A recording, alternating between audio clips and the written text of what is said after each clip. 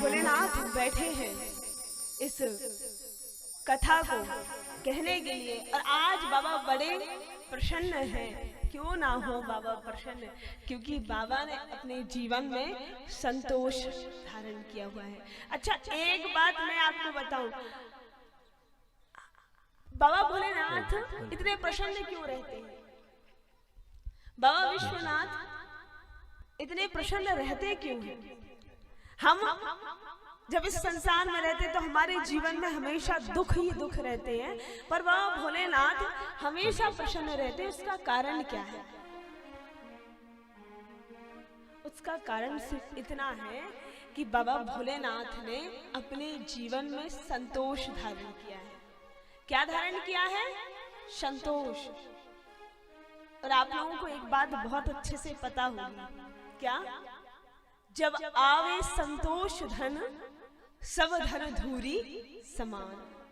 जब इस व्यक्ति के जीवन में संतोष रूपी धन आ जाता है ना, सारे धन धूल के समान हो जाते हैं। जीवन में संतोष होना बहुत आवश्यक है। यदि आप जीवन में संतुष्ट नहीं हुए तो आप जीवन में कभी खुश नहीं रह सकते। आप कितनी भी कोशिश क्यों ना कर ले कि हम खुश रह जाएं, हम प्रसन्न रह जाएं, तो नहीं। आज इंसान भागा जा रहा है और कह रहा है कि हमें दुख है।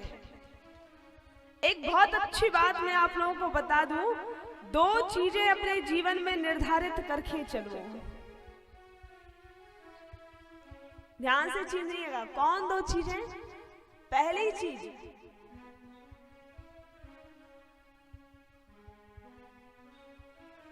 कब तक, और दूसरी कितने तक। दो चीजें, बहुत छोटा शब्द है, लेकिन इसका यदि हम विश्लेषण करें, कब तक और कितने तक, मतलब हमें कितना संग्रह करना है और कब तक करना है, किस उम्र तक करना है। 60 तक करना है, 50 तक करना है, 70 तक करना है, उसके बाद हमें इन सब चीजों में नहीं पड़ना। ये दो चीजें हमारे जीवन में होनी चाहिए। आज हम करते क्या है? जब से हम संभले हैं तब से हम बस एक ही चीज में लगे रहते, कमाने में, खाने में, कमाने में, अपने परिवार की जिम्मेदारियों में। और यही करते करते हम यहाँ से निकल भी लेते हैं साहब। निकल लेते हैं कि नहीं? जीवन क्या हुआ आपका? हम करते क्या है? हम बैठ जाते हैं और बस हमारा हिसाब। आज तो समय ऐसा है कि साहब सपने में भी हिसाब किताब चलता रहता है। सपने में भी इंसान का मन एकाग्र नहीं होगा, वहां पे भी सपने में भी देखेंगे क्या, किससे कितना लेना है, किसको कितना देना है। गणित चलती ही रहेगी वहां भी। हाँ, जीवन भर इसी में व्यतीत कर दिया। देखो जरा, इतना सुंदर तन मिला है और इस तन में हमने सारा जीवन खुद, हम कहते हैं हमारे पास सुख नहीं है, आपने खुद दुख को पकड़ रखा है। एक बार, एक समय आने पे आपको संतुष्ट होना पड़ेगा, तब आपको सुख मिल पाएगा। जीवन में संतोष होना अति आवश्यक है। भोलेनाथ के गृहस्थ जीवन में संतोष है। बाबा को किसी चीज से कोई मतलब नहीं। बाबा तो बस अपनी धुन में रहते हैं। कौन सी धुन में?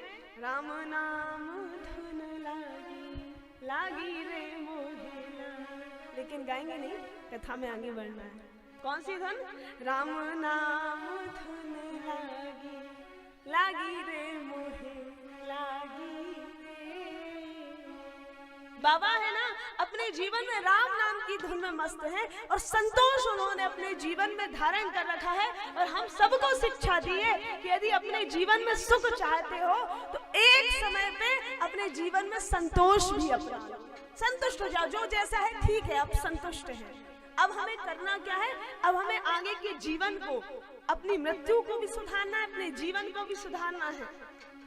अब हमारा हो गया, हमसे जितना हो सका हमने किया, हमने अपने कर्तव्य पूर्ण कर लिए। उसके बाद मन में असंतोष नहीं रहना चाहिए। पता चला जीवन के अंतिम क्षण में वहां पे भी आप कह रहे हैं, अरे हमारे लड़के का ये काम नहीं हुआ, हमारी लड़की की ये काम नहीं हुआ, थोड़ा 2-4 बंगले और बना देते। अभी एक फूल सागर गाँव में बन गया है। ये सागर है ना, फूल सागर वहां से दूर है थोड़ा।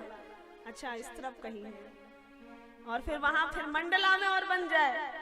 अब मंडला में ही बन गया, अब कहाँ बन जाए? अब कहाँ एक घर वहां भी बन जाए? कहाँ? मंडला के पास कौन सा शहर? डिंडोरी में बन जाए, फिर एक शाहपुरा में बन जाए। अरे बन तो जाए, संतोष ही नहीं है साहब। जीवन भर हम इसी में निकाल देते हैं।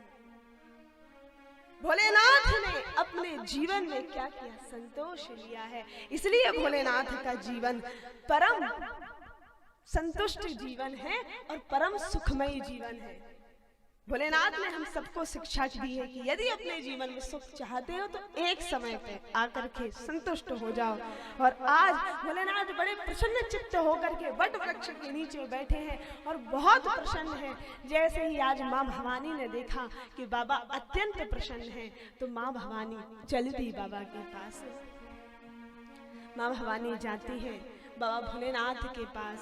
और देखिए, एक बात मैं आपको स्पष्ट कर दूं कि माताओं में इतना गुण जरूर होता है कि माताएं अपने पतिदेव को शकल देखकर ही पहचान जाती है कि आज इनका मन कैसा है। ये बहुत अच्छा गुण माताओं में रहता है। अपने घर के लोगों की शक्ल देख के पहचान जाती है। यदि कोई काम करवाना हो ना, तो वो उस समय प्रतीक्षा करती रहती कि कब इनका मन अच्छा होगा, और जिस दिन थोड़ा अच्छा रहता उस दिन अपना काम करा लेते हैं। तो मैया पार्वती भी बहुत दिन से भगवान से कुछ प्रश्न करना चाह रही थी, लेकिन मैया पार्वती शांत थी। लेकिन आज जब भोलेनाथ को परम सुख में देखा है, परम आनंद में देखा है, तो मैया पार्वती पहुंच गई भोलेनाथ के पास। और भोलेनाथ ने जैसे ही मैया पार्वती को आते हुए देखा है, भोलेनाथ समझ गए आज ये मेरे पास क्यों आ रही है। बड़े प्रसन्न होकर के भोलेनाथ ने स्वागत किया मैया पार्वती का। पार्वती भल अवसर जानी, पार्वती भल अवसर जानी, गई शंभु पही मातु भवानी,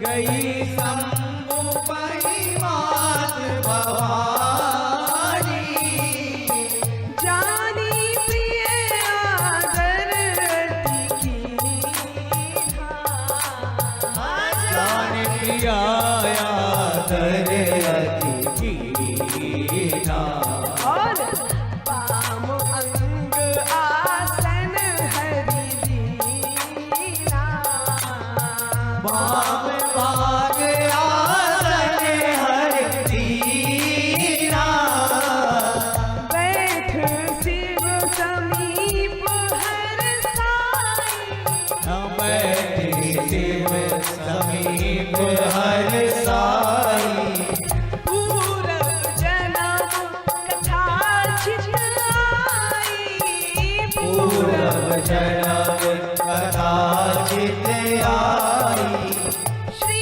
राम जय राम जय जय राम, श्री राम जय राम जय जय राम, श्री राम जय राम जय राम, श्री राम जय राम जय जय राम। माँ ने जैसे ही देखा आज भोलेनाथ बड़े प्रसन्न है। माँ चंडी भोलेनाथ ने जैसे ही माँ के हाव भाव को देखा, भोलेनाथ समझ गए आज देवी मेरे पास क्यों आ रही है। अच्छा एक बात बताइए, एक पति देवता भगवान के बहुत बड़े भक्त हो, भगवान की बहुत ज्यादा पूजा करते हो, और उसी समय पूजा करने जा रहे हो तभी उनकी पत्नी हाथ में पूजन की थाल लेकर के आ जाए कि हम भी आपके साथ पूजन करेंगे, तो उनका कितना आनंद आ जाएगा कि देखो आज हम दोनों साथ में करेंगे। भोलेनाथ अकेले बैठे थे प्रसन्न चित्त होकर के, ये सोच करके कि आज मैं हरि कथा गाऊंगा।